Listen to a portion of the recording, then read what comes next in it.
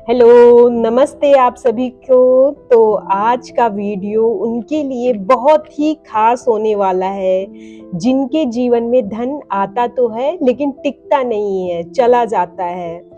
कहीं न कहीं उनको महसूस होता है कि जैसे ही धन आया उससे पहले ही उनके खर्च आ जाते हैं, कि जैसे ही आपकी सैलरी आई तुरंत आपके उससे पहले ही बड़ा-सा बजट और खर्चे आ जाते हैं कि वो सैलरी आते ही चली जाती है। तो आज हम लेकर आए हैं ये प्रश्न का उत्तर कि कैसे हम उस समस्या को सॉल्व कर पाएँ अपने जीवन में, उस ब्लॉकेज को कैसे क्लियर किया जाए कि धन आए और आके थोड़ा-सा टिके, बरकत दे जीवन में। तो चलिए करते हैं उसकी रीडिंग, देखते हैं, पूछते हैं टैरो कार्ड से कि आखिर क्या मेन प्रॉब्लम है, क्या मेन रीज़न है कि धन आता है और चला जाता है, टिकता नहीं है। तो उसके लिए हमें क्या गाइडेंस मिलती है यूनिवर्स की, तो चलिए देखते हैं। तो चलिए निकालते हैं पहला कार्ड कि कौन सी ऐसी सबसे बड़ी ब्लॉकेज है हमारे जीवन में जो हमारे धन के प्रवाह को रोकती है। तो निकालते हैं पहला कार्ड, सीधा करते हैं। तो कार्ड आया है 6 ऑफ कप्स, सीधा।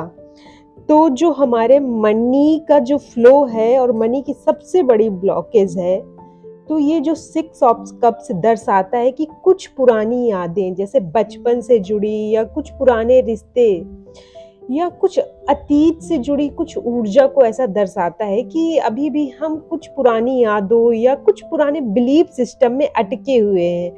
हो सकता है बचपन या पुराने अनुभवों से बनी पैसों को लेकर आपकी एक सीमित मान्यताएं, जैसे कि सीमित एक लिमिटेड बिलीफ सिस्टम है आपके अंदर अभी। तो अभी आपके अंदर गहराई से वो चीज़ बैठा हुआ है। कहीं न कहीं कोई जो आपके बचपन में कुछ हुआ होगा या तो आपका घर जो है बैकग्राउंड पैसे को लेकर थोड़ा-सा वीक रहा होगा, तो उस हिसाब से लोगों के बिलीफ सिस्टम बन जाते हैं कि जैसे लोग बोल देते हैं धन ही सब कुछ नहीं होता, खुशियाँ होती हैं। और भी बहुत सारी चीज़ें हैं धन से, जैसे कि नहीं सुकून बड़ी चीज़ है, धन नहीं बड़ी चीज़ है। तो कहीं न कहीं आप इन सारी चीज़ों को, इन सारी मान्यताओं को लेकर भी बैठ जाते हैं कि जैसे आपकी काम करने की इच्छा होती है, आप करते हैं, आप और आगे बढ़ना चाहते हैं। फिर कहीं न कहीं एक बात अंदर से ये भी आती है कि अरे इतना धन, धन के पीछे भागते हैं, ये चीज़ सुकून ज़रूरी है, ये सारी चीज़ें ज़रूरी हैं, शांति ज़रूरी है, सुकून ज़रूरी है। तो वो जो मान्यताएँ हैं कहीं न कहीं वो भी फिर आपकी एक ब्लॉकेज की जैसे आगे आ जाती हैं, तो मन थोड़ा-सा शांत होके बैठ जाता है। उतनी ऊर्जा नहीं मिल पाती कि कुछ और नया स्टार्ट किया जाए। और कुछ आपके ऊपर पारिवारिक या रिश्तों की कुछ बड़ी ज़िम्मेदारियाँ भी हैं, जो आपको आर्थिक रूप से पीछे खींच देती हैं कि आप पूरा फ़ोकस करके अपने काम पे उतना ध्यान नहीं दे पाते हैं, जितना आपको देना चाहिए। तो कुछ आपकी जो परिवार की ज़िम्मेदारियाँ हैं, वो भी कहीं न कहीं आपको खुलकर काम नहीं करने देती हैं। तो इसमें आपको फ़ोकस करना होगा। और कई बार जो ये कार्ड है ये भी मतलब कि आपको वो देता है संकेत कि हम पुराने तरीके से कमाई कर रहे हैं, कि वही पुराना तरीका और वही चीज़ें हम बार-बार अप्लाई करते हैं, जिस कारण हम नए अवसर नहीं मिल पाते या हम नए अवसरों को देख नहीं पाते।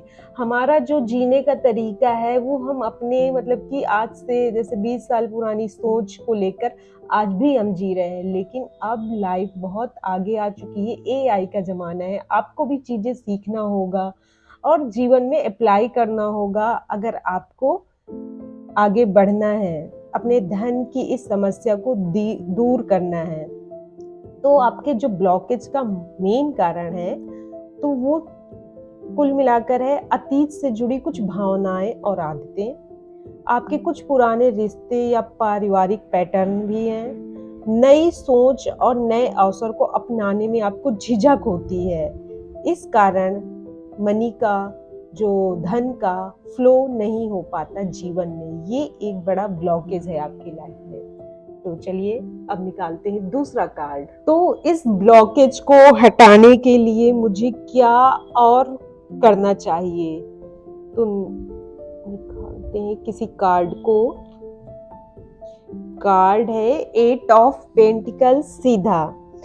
तो ये कार्ड हमें संदेश दे रहा है कि आपकी समृद्धि का जो रास्ता है, जो मेहनत, अभ्यास और स्किल, कौशल को निखारने से खुलेगा। जैसे नए चीजों को सीखने से आपकी जो भी स्किल्स हो, आप उनमें और फोकस करें, उन स्किल्स को और पॉलिश करने की जरूरत है। धन का प्रवाह बढ़ाने के लिए आपको लाइफ में डिसिप्लिन लाना होगा, फोकस लाना होगा, लगातार काम करना होगा आपको।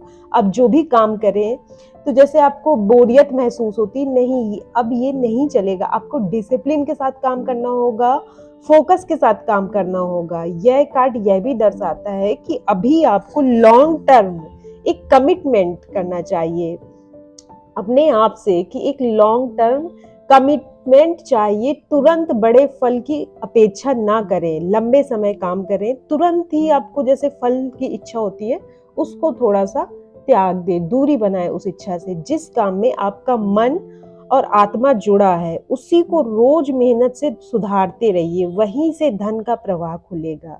जैसे कोई भी आपका काम है, जैसे स्किल्स है, अपने स्किल्स पर काम करें। आपने काम, बिजनेस, सेवा को रोज थोड़ा बेहतर बनाने का संकल्प ले, नई चीजें सीखें और जो सीखा है उसे अच्छे से प्रैक्टिस करें। धैर्य और निरंतरता, रोज के छोटे छोटे प्रयास ही बड़ी समृद्धि का दरवाजा खोलते हैं। बीच में बड़ा काम छोड़ना या हतोत्साहित होना सबसे बड़ी रुकावट बन सकता है। तो इस चीज से आपको बचना होगा। काम को पूजा समझकर ही करें, पूरी निष्ठा के साथ, क्योंकि आप कहीं ना कहीं अपने काम में कभी कभी फोकस नहीं कर पाते हैं। तो आप अपने काम को पूरी निष्ठा के साथ करें। जब आप अपने काम को करें, सर्विस, स्किल और सिक्योरिटी से करेंगे, तो धन, ऊर्जा अपने आप आकर्षित होगी। इस चीज को हमेशा ध्यान में रखें। अपने काम में क्वालिटी को सुधारें, पुराने पैटर्न को छोड़ें और नए और बेहतर तरीके से अपनाएं।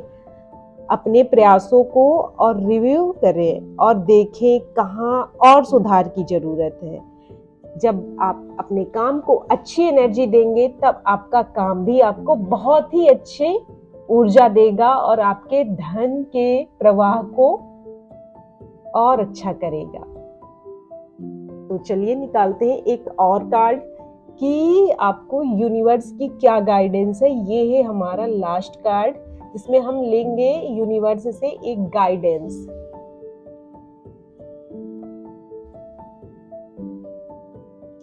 तो आपका गाइडेंस का कार्ड आया है 6 ऑफ पेंटिकल्स, वो भी उल्टा।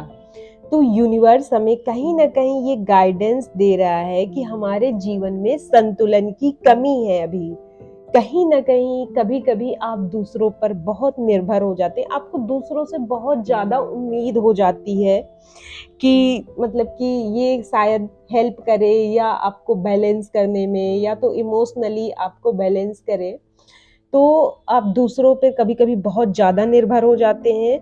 और दूसरी प्रॉब्लम ये भी है आपके साथ, या आप दूसरों को इतना ज्यादा हेल्प कर देते हैं, इतनी ज्यादा मतलब कि मदद कर देते हैं कि खुद खाली हो जाते हैं। या तो इमोशनली, फाइनेंशियली, अगर आपके आसपास कोई है, दुखी है, उसको जरूरत है, या आपके रिश्तों में या सर्कल में, तो आप उसकी इतनी ज्यादा हेल्प करने की कोशिश करेंगे कि आप खुद खाली हो जाते हैं। इवन आपको लोन लेकर भी कभी कभी करने पड़ता है कि हाँ नहीं, उसकी हेल्प करनी है, या खुद का बैलेंस या बजट बिगाड़ कर भी आप दूसरे की हेल्प कर देते हैं। तो ये भी एक असंतुलन है, ये अच्छी बात नहीं है।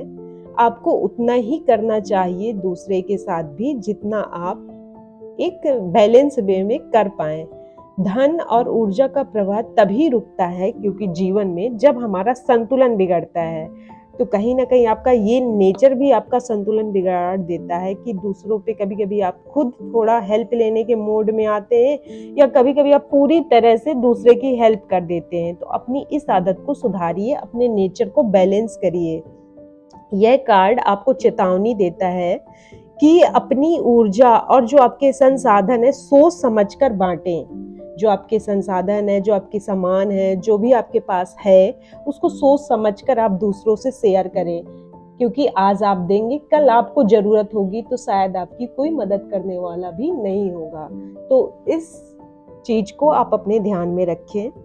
यूनिवर्स की ये भी गाइडेंस है, सेल्फ वर्थ पर ध्यान दें। जब तक आप खुद को योग्य नहीं मानेंगे तब तक ब्रह्मांड आपको पूरी तरह सपोर्ट नहीं देगा। आप कहीं ना कहीं आप अपने काम और ऊर्जा की कीमत समझें, क्योंकि अभी आपको उसकी उतनी वैल्यू नहीं है।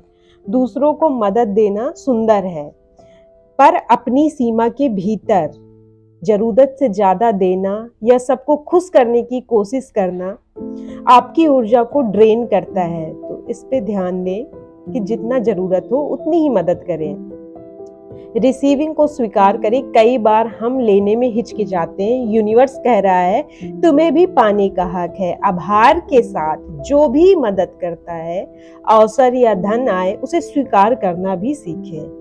पैसों के लेन देन में क्लियरिटी रखें। जहां असमानता लगे, जैसे बहुत काम और कम पैसा या बार बार उधार देना, वहां ना कहना सीखें।